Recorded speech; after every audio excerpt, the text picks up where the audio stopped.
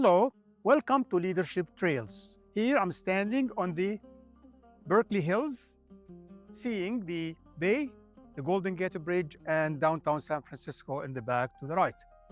So today's story is about the dangerous microphone. I knew the microphone was coming, how one impromptu speech changed the room. So the story about the dangerous microphone is that there is only one dangerous object in every corporate banquet, which is usually held annually or semi-annually, depends on the corporation. It's not the dessert, okay? It's the microphone. It's not the front table. It's not even the president sitting 10 meters away from you. It's the microphone, because once that microphone starts moving from table to table, no one is safe. 1 minute you are enjoying dinner, the next minute someone is standing beside you saying, Dr. Mark, please say a few words. Few words? This is one of the most dangerous phrases in corporate life, because few words can either elevate your career or expose that only you are prepared thought is to say thank you for the wonderful evening, and you are very scared. This is Dr. Mark Shami, and welcome to Leadership Trails. I'm the managing director and a professor at the University of California. Over the last 25 years, I have worked on and led many successful mega projects, and I have trained thousands of engineers, managers, and executives all around the world. And one lesson I learned very clearly is this: public speaking is not a decoration. It's a career acceleration. It can make people notice you. It can make senior leaders remember you, and sometimes one speech can open a door that years of quiet work could not elevate you. Today's story is about corporate banquet. Several hundred senior people, one moving microphone, and speech everyone thought was spontaneous, but it was not. So what happened at the banquet? Several hundred people usually get together, and there is a slim chance that you might be asked to say something after the top management finished their prepared speech. It was a big event. Senior executives, top management, country leaders, owners, project directors, people who control the budget, careers, opportunities, and sometimes even the temperature in the room is different. There were speeches, meetings, dinners, and formal banquet. The kind of banquet that everybody smiles professionally, eats carefully, pretends they are not watching who is sitting with the president. I had attended this event before, and I knew something important. After top management gave their prepared speech, the microphones sometimes start jumping and moving around the room. Some people volunteered to talk, some people were invited, and some people were ambushed. And when I say ambushed, I mean corporate version being attacked politely, please say something. And people usually get scared. Now, there were several hundred people in the room, so I thought, what are the chances they will ask me to speak? Very small, almost zero out of several hundred people. But then another thought came to my mind. A small chance does not mean no chance. And when the microphone finds you, it does not care whether you are ready or not. The microphone does not say, oh, Mark, looks unprepared, let me go to another table. No, microphone is cruel. Microphone has no mercy. And I felt that, to be honest with you. 1 week before the banquet, I started preparing. Not because I knew I would speak, but because I knew I might be asked to speak. And that is the big difference. So what happened then? The secret preparation. This is what I will share with you. I started collecting my thoughts, and I asked myself about a week before that banquet, if I get only 3 minutes in front of the most powerful people in the company, what should I say? Not what do I want to say, what do they need to hear, okay? I'm looking at the audience here. That is the first rule of powerful speaking. Speak to the room, not to your ego. So I prepared a few short stories, but quite powerful. One was about risk management, another was about famous acres of diamond type of story about the farmer who sold his farm in search for diamond somewhere far away, only to discover later that the treasure was already in his own land. That story always worked because leaders understand it immediately. Sometimes organizations chase opportunities outside while ignoring diamonds already inside. Their people and their knowledge, their project, their lessons learned, their culture, their hidden talent or treasure. I did not memorize speech word for word. That can make you sound like a robot having a panic attack. Instead, I prepared the ideas only. I prepared the opening, I prepared the message, I prepared the short stories, I prepared the ending. I prepared enough so that if the moment came, I would look natural, and that was my secret. The best impromptu speeches are often prepared quietly in advance. People think you are speaking from the heart. They don't know that you're prepared. And you are, but the heart had a meeting with the brain 1 week earlier. So that was the secret recipe. So the moment happened, the microphone arrives, the banquet night arrived, and the room was full.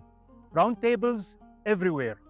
Several hundred senior people, top management near the front, the president sitting few tables away. The formal speech started. And you know what happened? They were polished, prepared, carefully written speeches. I heard the kind of speeches where every word has been reviewed by someone who worries about commas and points, etc. The dinner continued, people were relaxed, and suddenly it happened. The microphone started moving. One person spoke, then another. Some volunteered, and some were encouraged, and some spoke for too long. Some spoke with passion, some spoke with no clear destination. You have it all. You could feel the room slowly drifting. People were listening politely, which is corporate language, okay? Means that physically they were present and mentally checking email. You know what happens here. Then I saw the microphone moving closer and closer. A few people looked at me, some smiled. Everybody was everybody knew me at that point, and I knew what that smile meant. When they looked at me, it meant, Mark, your turn is coming. Finally, someone handed me the microphone and said, Dr. Mark, please say something. There it was, the dangerous phrase. I stood up, several hundred people turned towards me, all eyes looking at me. At that moment, you feel everything. The room, the silence, the senior leaders, the judgment, the opportunity, and the danger. Because when you speak in a room like that, people are not only, hearing your words, they are measuring you, they're judging you, your confidence, your presence, your maturity, your leadership. I stood there for a few seconds and said nothing. I was silent.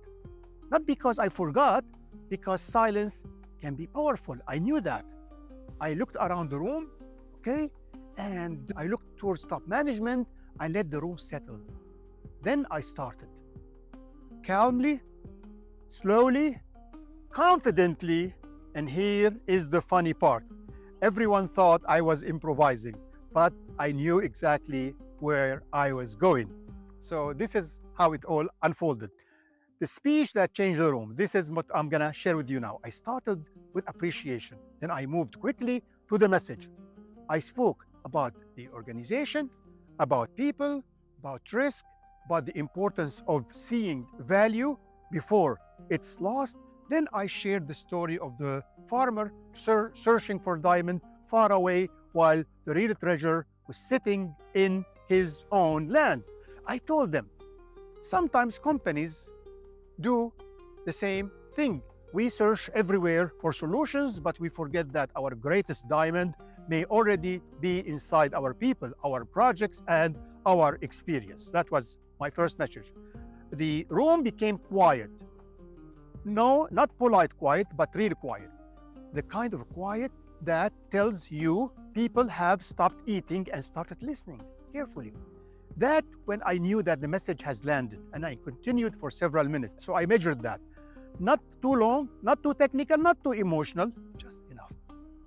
A good speech is not a truckload of information. It's an arrow.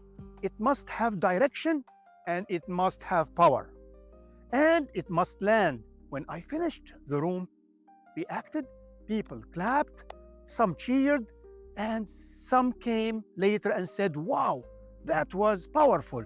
Others said, how did you say all that without preparation? I smiled, okay? Because sometimes the best preparation is the preparation no one sees. Then something even more important happened. The president called me closer. In front of everyone, he leaned toward me and started whispering in my ear. He spoke about some of the company's largest pain points, priorities, and challenges. I will not go into the details, but I understand his messages. That moment was not just a compliment, it was a mission. A door had opened, and the key was not politics. It was not luck. It was not noise. It was a prepared voice at the right moment. Later, people kept asking me, "What did the president tell you?" And I thought to myself, that is the power of public speaking. It does not only let people hear you, it changes how they see you. So let me share with you the lesson here. Prepare for the moment before it arrives. This is my message to you. Many people say, "I'm not good at public speaking." But public speaking is not a talent reserved for the lucky few. You're not born with it. It's a skill. It's acquired skill. And like every skill, it improves with preparation, practice, and courage. Dale Carnegie wrote a classic book called The Quick and Easy Way to Effective Speaking. The message of that book is simple and timeless. Confidence comes from doing. Courage comes from preparation. And effective speaking is not about sounding perfect. It's about connecting with people. Okay, connecting with people and delivering a message that matters. Harvard Business Review, on the other side, also published an excellent article by Chris Anderson, who called How to Give a Killer Presentation. One of its strongest ideas is that great presentations are built around a clear story, not random thoughts. Not too much information, not a speech that tries to cover the entire history of the civilization in 7 minutes. A clear story would be good, a clear message would be good, a clear ending would be very good. This is exactly what saved me that night. I was not prepared because I expected the spotlight. I was prepared because I respected the possibility of the spotlight, and that is the leadership lesson. Do not wait until someone gives you the microphone to start thinking. But by then, it's too late. Prepare your ideas in advance. Prepare your stories. Prepare your elevator pitch. And prepare what you stand for. Because in your career, the microphone will come. Maybe in a meeting, maybe in a banquet, like what happened with me, maybe in an elevator, maybe in a crisis, maybe when a senior executive suddenly says, "What do you think?" Are you prepared to answer that? That question may last 10 seconds, but your answer can shape your 10-year of career. And so be ready, because public speaking is a sword. Used poorly, it can kill you. Used wisely, it can open doors and elevate your career. And make people remember not only what you said, but who you are. Before the moment arrives, prepare your voice. Because when the microphone finally reaches your hand, the room will discover whether you are waiting for luck or preparing for leadership. If you have any comment or you saw something similar, please put that in your comment. This is Dr. Mark Shami, and this is Leadership Trails. See you next time.